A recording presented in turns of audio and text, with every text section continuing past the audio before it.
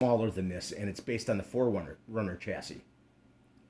That's going to be the Land Cruiser that's coming back to Toyota, but not this particular one, because this is the long wheelbase version of the CC02. This, I think, is a medium or short wheelbase version of it.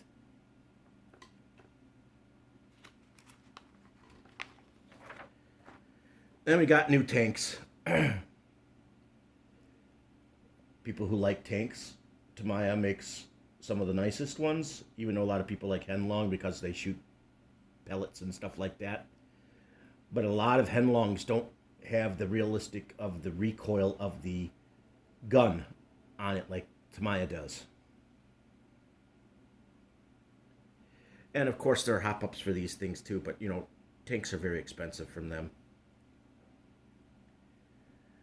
You know, and they go as small as the scale goes smaller than 1/16. It goes to 135 and 125 scales. So you get 3 different sizes you can get in tanks. Never owned a tank. I wouldn't mind owning a tank, but they're so expensive and they seem complex to run. A lot of extra hassle for them. Of course, I would love to have a BBX or BB01. A lot of people think this is one of the best chassis they've made in decades. This car. What's interesting is it doesn't even need a slipper clutch to take a 7700 Castle system to run in it. It takes it perfectly fine. So you can run high speed brushless systems in it. And you can get a slipper clutch as an option.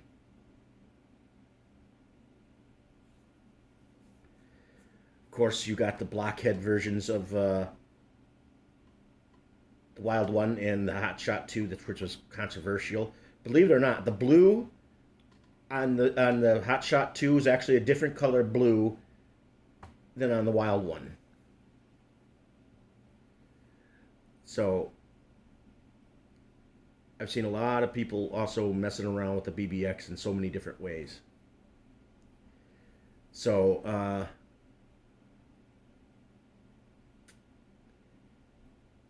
I would love to have all of them, as I would love to still have. I still would love to have this XR311. Love to have all the Avantes they ever made, and I would like the black one. I think you can still get the black one.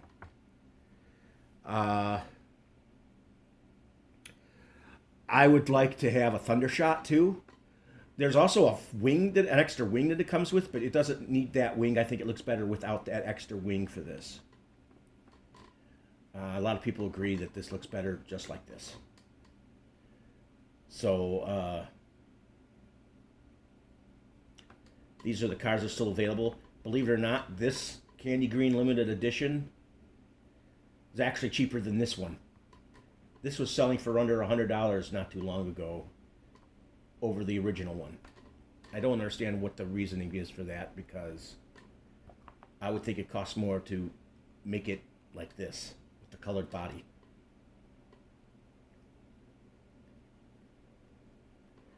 I don't know if you can get the Saint Dragon anymore, but I would love to have all the Dragon series bodies and chassis. You might be able to. I heard they lowered the price of the VQS. They still have plenty left, from my understanding, because they were charging way too much for it. I think they dropped it $200 to $300 for the kit, so it's now more available, more attainable because the price is lower. Still would love to have a Hot Shot, regular Hot Shot, and the new Hot Shot. And the new Hot Shot 2 that's coming out, which doesn't look like this one, which has the lower cowl cockpit than this one. They're coming back out with the original Hot Shot 2 with the cockpit roof like this.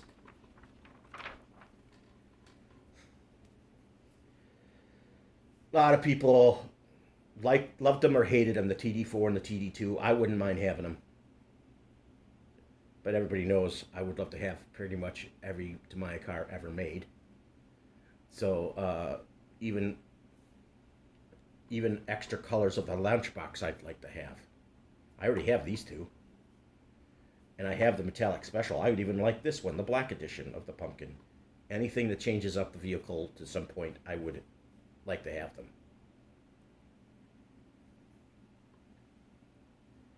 Oh, the squash van is a GFO2 chassis, which is a lengthened version of the GFO1s. So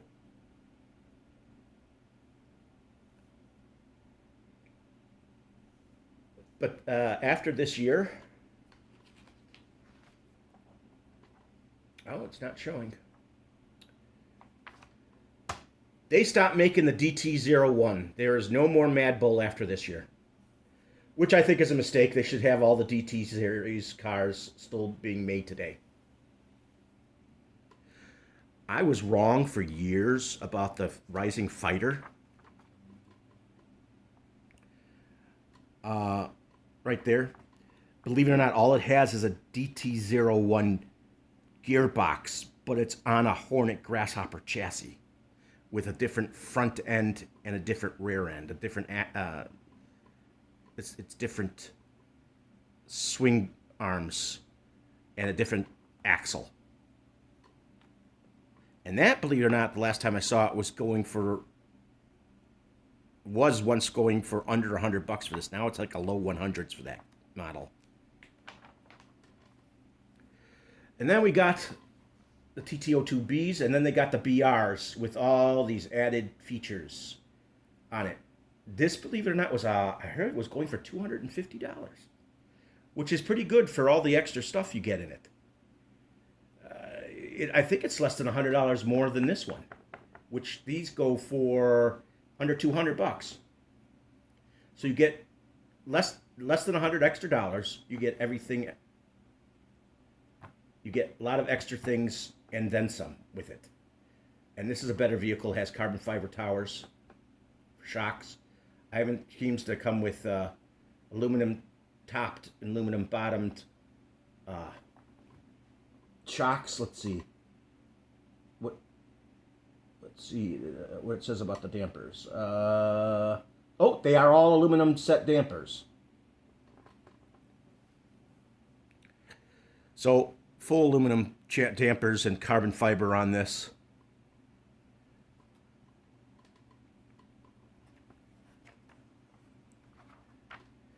And then we come to the regular MF01 series of cars, not the two new ones.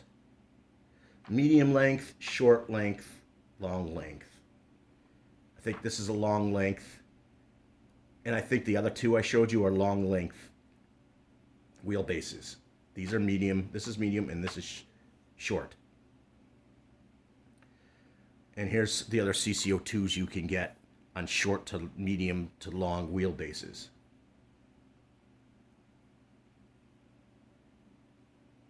The XV02 Pro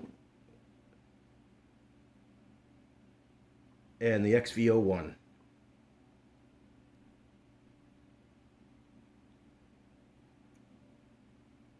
As you see, it does have a center gearbox.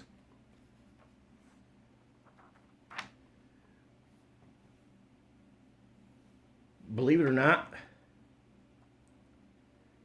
this is a GFO1 that has these on it. This FT is actually slower. It has less ground clearance than this does. This is actually faster out of the box than this is. I hear these both come with, I think, 90 and over 100 ball bearings for it to put throughout. But no one that I know of has actually put the ball bearings that you can get, all the ball bearing set, that go into the tracks.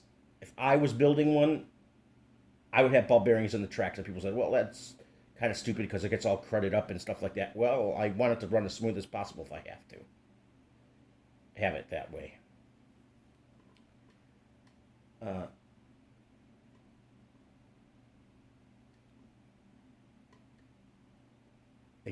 Thank God they still make the Bruiser. They still make these. They still make the CR01s. This is the best looking CR01. And I bet you it performs the best because it has lower center of gravity because the body's lower to the ground. Not as top heavy. As you see here, this and this have portals. This GFO1 technically is a 14 scale. It has the Monster Beetle body, but it's smaller, and I think it comes with a little extra detail in the rear, like an engine.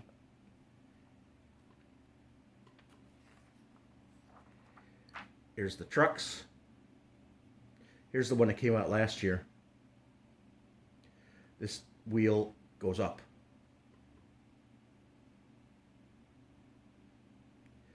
You can have it go up or down electronically if you want. I thought this was the coolest new one that they had in a year or so. The new one is nice, but not as nice as this. See?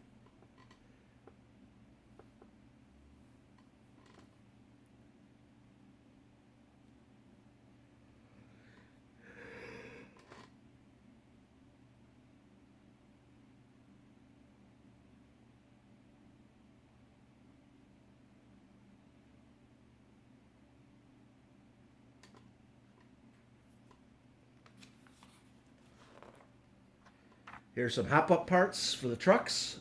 Options. I hear the Grand Hauler is the only one that comes with a man and a seat.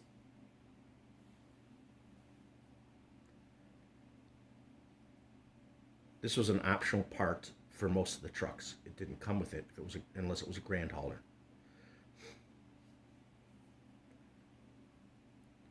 Of course, the sound kits are very expensive. I think in some cases they're as much or more than the kit.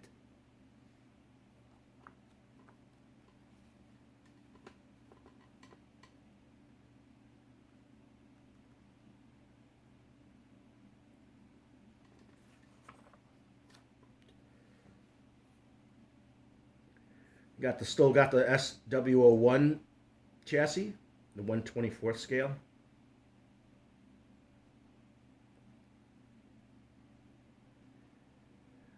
In some pockets, they still race these 14 scale trucks, the semis. Here's the SRX TT02. It pretty much has all the hop-ups. It's the highest trim level, I think, of the TT02, and I think it's around $300 plus for this kit. For the price, for the upgrades that you get, the buggy is a better deal than this is, but this definitely makes it more race-worthy. More race-worthy than the S.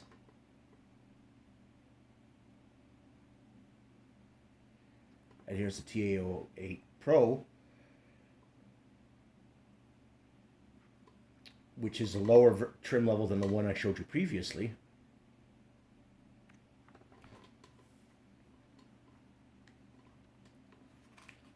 Belt driven. Believe I don't know if a lot of people know this, but the TAO1 and the TAO2 are the only shaft driven TAOs. So, as you can see, you can still get the CLK AMG. This is I just showed you the race version of this. So now, with the BT01, you could make a shorter wheelbase and make the Lancia 037 rally car the way it really is. It's rear-wheel drive. And so are these. You can make all these rear-wheel drive now when the BT01 comes out. I've always thought the Yaris bodies, they shouldn't be on TT02s. They should be on M chassis. If you've ever seen a Yaris in person, its wheelbase technically is shorter than this is 10 times. This wheelbase is longer, 10 times smaller than on a real Yaris. I swear the Yaris GR actually has a shorter wheelbase than these. And I don't know why they did that. Tamiya used to really go scale. They would take the car back in the day and they would scale it down 10 times to the exact figures to what the width of the wheelbase is from the actual car. Here's all the other TT02s you're able to get and the Ds.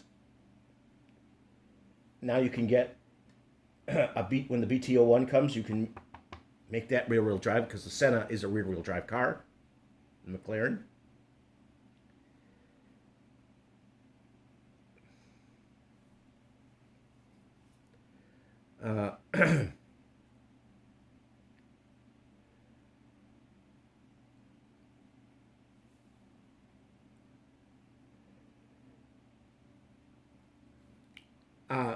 I swear the F-155s were rear-wheel drive. I don't think those were ever all-wheel drive.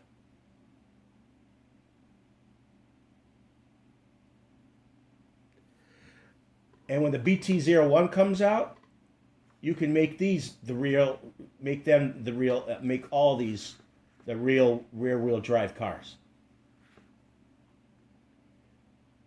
Because these are all rear-wheel drive cars in real life.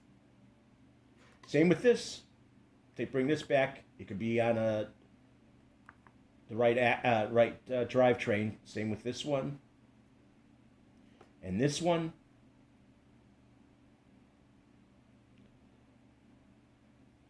I don't think these were ever for all-wheel drive, and you can make this a rear-wheel drive like you're supposed to. The BT01 will be coming out with this body. And when that comes out, you can actually have the motor up front and have a longer drive shaft go to the rear axle like it is in real life. This